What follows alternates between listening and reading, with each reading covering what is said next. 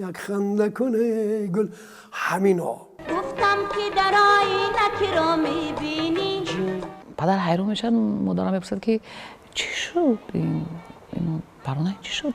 Действительно як از دور میبینی میگوی که اینو действительно یک دیگرشان باشه. آخه وای اونجا سرود باید من چیکار میکردم؟ هیچی سخت های میدادید میغلطی. در بند کدام دل برکی شیرینی. دلدار به من گفت چرا غمگینی جان. اگر در یک جا هم نباشن اینا در زندگیشان، اگر با ما میبودن فکر میکردم شاید با زندگی ما بهتر بود، معلوماتی فرهنگی ما زیاد بود، بیشتر بود.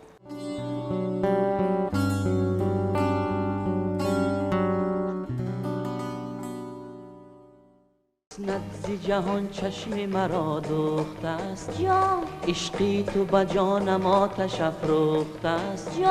از بس به دلم دست درازی کردی، از بس به دلم دست درازی کردی. دستت زی حرارت دلم سوخته است، دستت زی حرارت دلم سوخته است. زندگی نفرانی در یادها ابدا باقی میماند که واقعا محبوبی همگان بودند. تاج‌الدین محیدینов. این نام را وقتی به زبان میاریم نخست همین سرود و باغ زیبا و همون ارغنجکی که مقدس نبی و روی آن الوانج میخورد به یاد میآید. گفتم که در آینه را میبینی. این سرود تقریباً 40 سال قبل در یک از موضع‌های دینشین تاجیکستان به نوار گرفته شده است. با این طرز اجرا کردن سرود یعنی هم نقش بازیدن و هم سراییدن آن وقت در صنعت تاجیک چیزی کاملا نو بود. بنابراین دوی در زمان خود خیلی شهرتیار شده بود و تا امروز تماشابین آن را با محبت گوش میکنند. دلدار به من گفت چرا غمگینی، در بند کدام دل برکی شیرینی. دلدار به من گفت چرا غمگینی جان. اینو اکن همین قطر با профессионально актерски همین قطر ثبت شدگی اینو با خوندگی действительно یک از دور میبینی میگوی که اینو действительно یک دیگرشان باشه. نوآوری بود با یک دیگر معامله در هوای همین سرود. معامله یعنی گفتگو با یک دیگر، پهلوی یک دیگر بودن. وقتی که همون الانچک وقتی که باد میخورد این طرف به اون طرف میرد، نگاه های بینید همه استاکارانه، همه مهربانانه، یعنی همین دوگانه خانی، همین دویت به درجه های عالی بود. همون شب وقتی کس میبیان از کدام توی میبیان بعد تماشا کردن این نوار جانم لیلی، من بیدار میشم از جام نمیخیزم و پدر حیران میشن، مادرم میپرسد که چی شد اینو پرونه چی شد؟ یکون کسل شده؟ میگن نه کسل نیست، را پرسه خودش بیداره. بعد چی شد چه کرد؟ انا باید های داده کشمو کیا؟ انا مقدس های داده کن آخه باید اونجا سرود باید من چیکار میکردم؟ هیچی سخت های میدادید میغلطید، من در جای میشم من های میداده. امروز ما دوگانه خانی میکنن، میبینیم جوانای اصلی همون محبت به دیگر نیست، چون سرود همین طلب میکند. هرچند که ویا مثال اگر وای باشن نه، اگر در یک جا هم نباشن اینا در زندگیشان، دیگه وقتی ترانه ویا رو چیکار میکند در همین محیط اینا را بیدار میکنه که انا همین یک دوستی و رفاقت بیدار میکنه.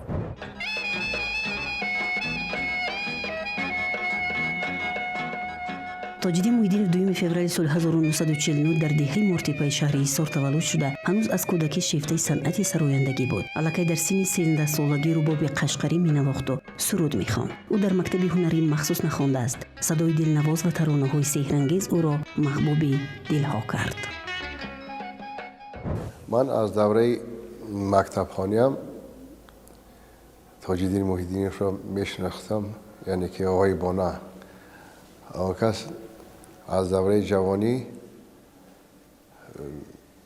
با تار میخواندن و بسیار آوازی شیرین داشتن، آوازی یک مخملین داشتن و در خاطر دارم که در همین فیلارمونی پیشتره اون کس تخمینا 19-20 ساله بودن، با یک تار و دایره کنسرت دادن در فیلارمونی و ما آماده تماشا کرده بودیم. اما سرودهای مادر، گل به آبی جوی وقتی که خماری می شود و به مانند همین سرودها با تار می خوندن، الکی مشهور شده بودند. می سازد که ما هر زمان هر نفس یاد کنیم چنین مردهای هنر را، چون که هنر به هر کس داده نمی شود. هنر این یک زر است و هنرمند زرکار. اگر وقتا که این زر صیقل ندهی، این زر چی جلو نمیده.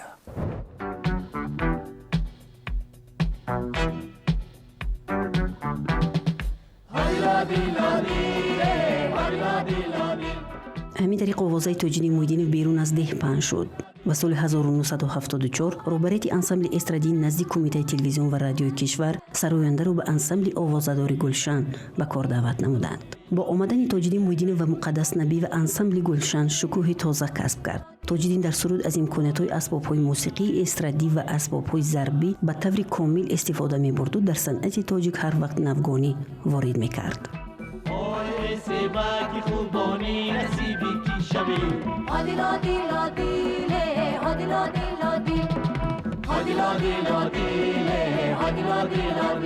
آریوش عارفوف با ارکستر گلشن دعوت میکنن و وقتی که با ارکستر گلشن فعالیت را آغاز میکنن، این یک شکوه شهامت ارکستر گلشن را با یک درجه با بلند برداشت.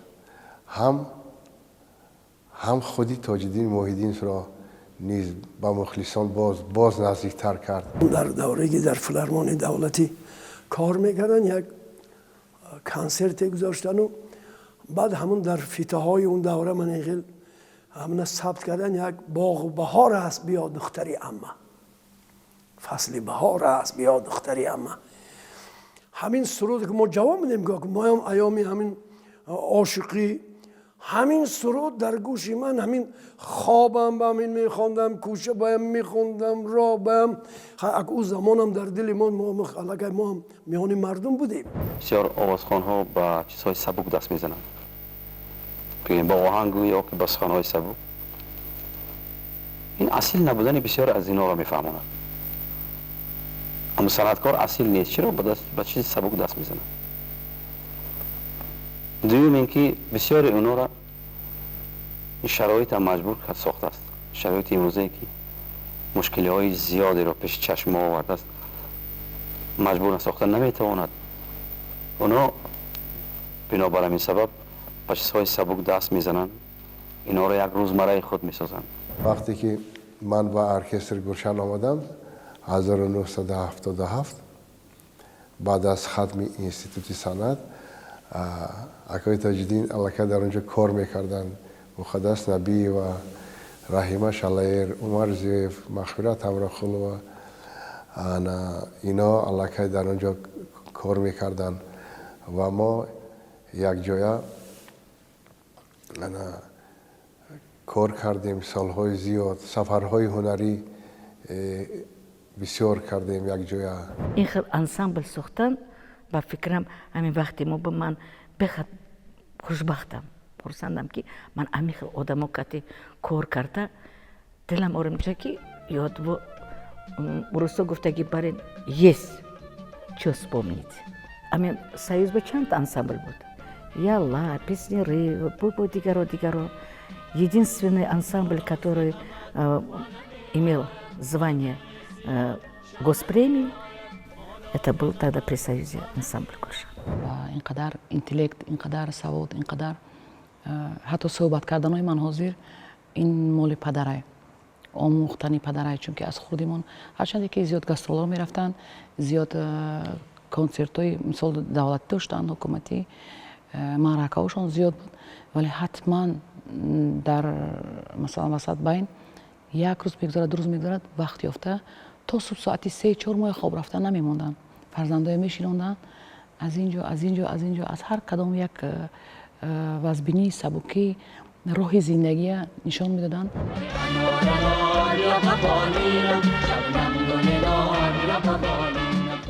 استعداد هنرمند در انسامبل گلشن روز تا روز نمو میکرد. سرودهای اجرا کرده تاجدین محیدینов ای صنم، ترک یاری، مادر، بهار عمر، فلک، فراق یار، کام دل، شادیانه، جان شیرین و چندین سرود و ترانه‌های دلنشین به قلب مردم راه یافته او به سراینده دوست داشته مردم تبدیل یافت. تو بیا در بری من خوبی سیمین بری من از کناری تو جدا چی چاره سازم. انا همین سرودهایی که پیوسته وقتی که در گلشنم رفتم، همین سرودهایی که ایجاد شد، یک خنده کنه گل، یک خنده کنه گل، همینا بعد پیدا شدن، ایجاد شدن. خب پیوسته بعد همین سرود مشهوری که سنم، همینم با مشورتی یک درچند که در گلشن بودن، با همین چیزا ما وقتی که میشیم همینا مشورت میکردیم. انسانی دیده درا بود. پیوسته علمی آموخت. او نه بلکه همچون یک هنرمند، بلکه همچون یک شاعرم گویم خطا نمیکنیم. بسیار اون سرودهایی که اون اجرا کرده بود از اشعار خودش هم بود و حرکت میکرد که اون سرودهایی که با آهنگهای بسته‌کاران تاجیک که همکاری داشت حرکت میکرد که به سمت مخلصان، به هواداران صوت و نوای خود، به مخلصان خود رساند. خودشان ایجادکار بودن، سرود ایجاد میکردن. بغیر از این سرودهای کمپوزیتوران تاجیکستان را میسراییدند. مثلا آهنگهای آهنگ قدرتلو یحیای فراق یا چند آهنگش را سراییدگی هستند. از دمیر دوست محمد سراییدگی هستند، از جورخان عابدپور سراییدگی هستند، از فتا آدینایف سراییدگی هستند. با کمپوزیتورها همکاری داشتند. بغیر از این از سرودهای خلقی میگرفتند، تکمیل میدادند. وقتی که سخن مثلا درباره دمیر دوست محمد میرد یا که قدرت الله یحیی میرد یا که فتاح آدینه که دیگران، چرا من اینا رو حرمت نکنم؟ چون که اینها در حقیقت بسته‌کاران اصیل هستند و طی چند سالی که ما در رادیو و تلویزیون هم کار کردیم با اینا یک جایگی بسیار سر و کار داشتیم با این بسته‌کارا. بسیار آهنگای اینا رو من طریق رادیو و تلویزیون سراییدم. همه کمپوزیتور میدونست که همین سرودی من همین تاجدین میتواند وای کرده. اینا مغفرت من گلهای دوشنبه و یوری لядов музыкальный руководитель ما خونده بدونید چه خیلی سرود کرد تا حاضر زنده. من میومدم در دیلما همون با میگفتم یگان نقشی شود وای شود نسبت فقط منو دلبرداری میکرد. خیلی حوض دنیا همی خیلی وای کن چیز کن. اینکه در وقتی که ما با هم کار میکردیم ما در یک خانه زندگی میکردیم. سفرهای هنری با جایی که نرویم چقدر خارج ها رفتیم.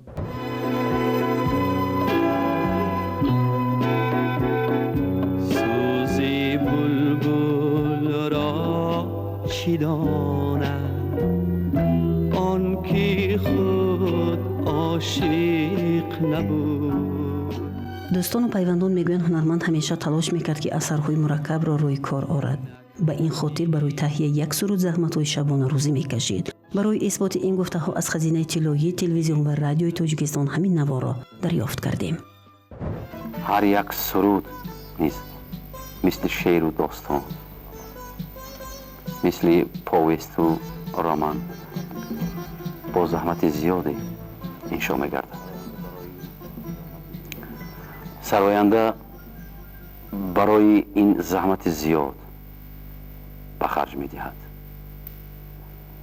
شب‌های بیخوابی کشیدن جهد می نماید که سرود خوبی تولید گردد تا که به دلها جای یابد. یک همین زحمت میکشد، روزی شب سخن اونجا میکوبند. بعد خودش چند تا سروده ایجاد کرده که آهنگش بود. بعد چی گویم؟ اینا بینید که بعد ثبت کردن در کار، نه اینکه حاضر یک وایکتی کلمکتی نوشته میگیرد، آوازداری آوازت وای میکند. اگر اتسام تنال چی گویم، اگر کمک فلسفه میکنی اینو راست میکنن وایشان کتی. ما یک سروده میشد که یک چند برسات میکنیم، از سرش تا آخرش خوندن در کار، نه اینکه یک کوپلت یک سروشکا نه. یک بسیار هم وقت مهمی که در همین سفر ایجادی ما بود در شهر شیراز، در نزد قبر خواجه حافظ. خواجه حافظ وصیت کرده بود است که کسی که به قبر من مرقد من میبیاید، نزد من میبیاید، حتما همون شب حافظ خانه کند.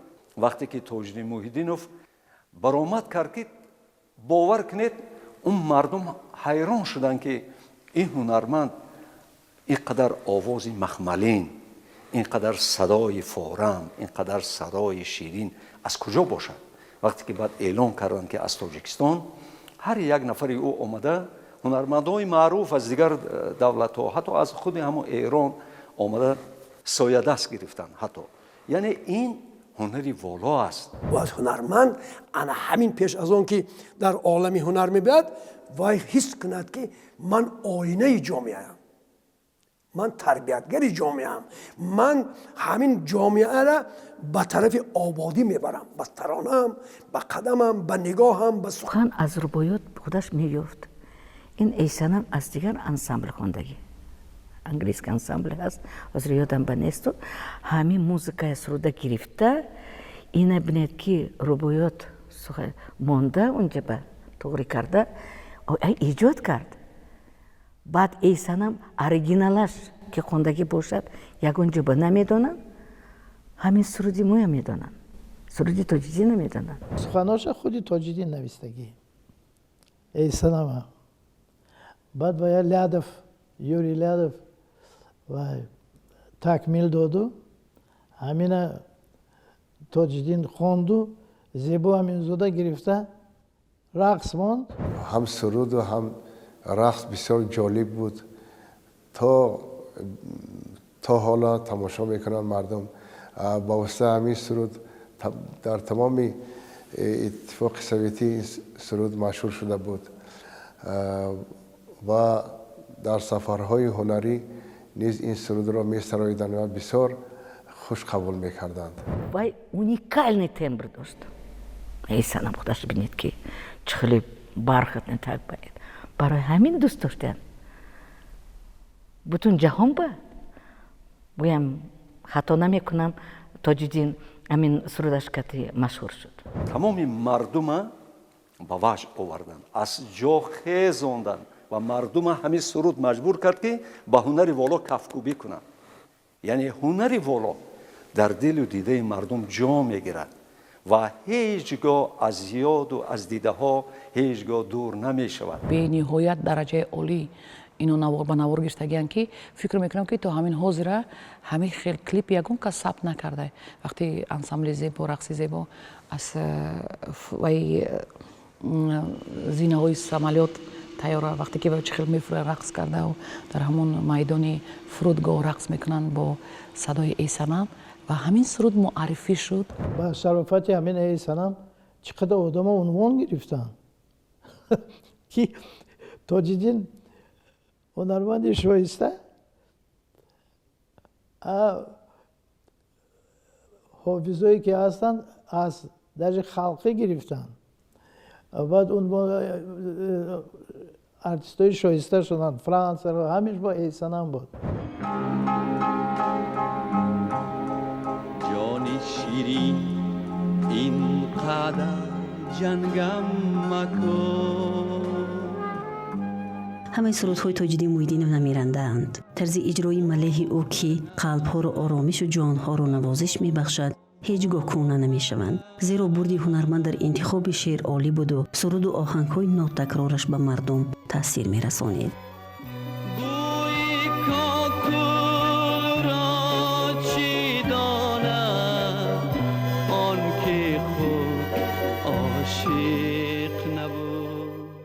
تمامی شوق و ذوق بازم با دایره پی پرفیوم میگرفتیم هم جوانی بازم با همون چون که من بی حرکت نمیتونستم بازم از انسامبلش خسته من این با گردی وای توشدین چرخ میزدم با مردم کاف کوبیش که این چی این نوآوری در سند مثال میبینیم که مردم از شوق از همون ذوق هنر من دیگه گمان میکردم که در همین صحنه یک من هستم دیگر کسی نیست. همه ما یک تا общий سرود میخوندیم، یک تا شبر подпевка در کار باشد، همه ما ایستاده همین یک جای ایجاد میکردیم. گاسترولو بمیره همین فقط خنده خورسندی و یک وای بود. همه وقت یک جای بودیم. دل من از فغان من رمیده است. دل من از فغان من رمیده است. ز دشتی سینه‌ام بیرون دویده است. تاجدین محیدین بغیر از آنی که سرود میخواند و هم نوازندگی میکرد باز لیاقت بلند شعرخوانی نیز داشت که اکثریت صدای او را به هنرپیشه خلقی محمود جان واحد مانند میکردند. برادرها دل من را کی دید است. حتی در چندین اثرهای دراموی که در تئاتر خلقی ناحیه سور پیش ناحیه بود از شهر سور با صحنه گذاشته میشد تاجدین محیدینوف نقش‌های بسیار مهم را اجرا میکرد حتی اکتیوری برجسته هم بود. یک سرود با نام مادر بود از ایرج میرزا.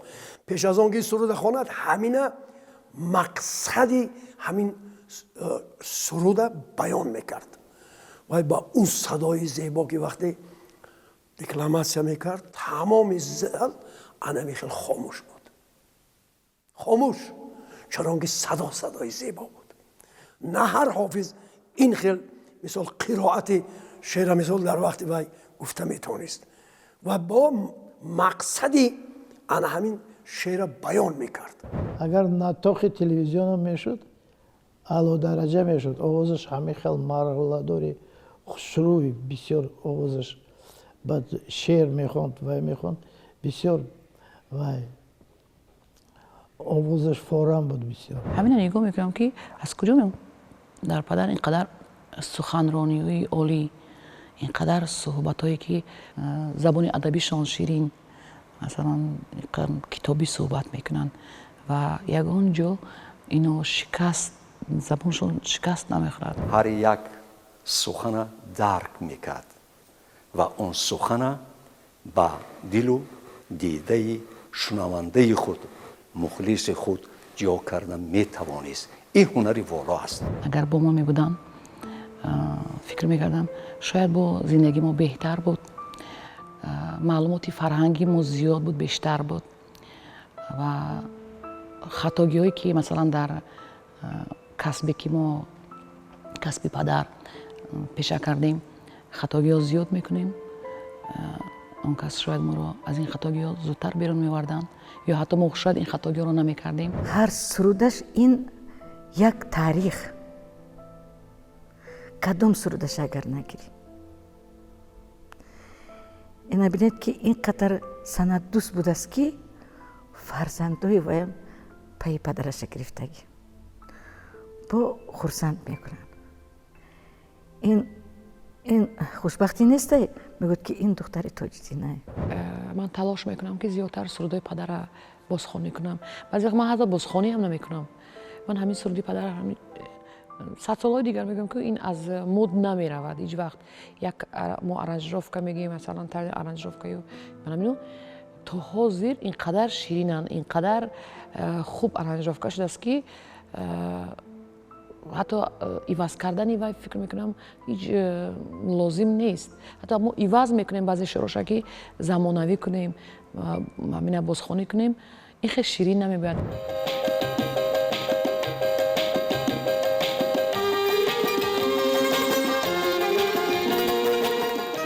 лаҳзаҳои вопасини умри ҳунарманд ба моҳи январи соли 1997 рост меояд.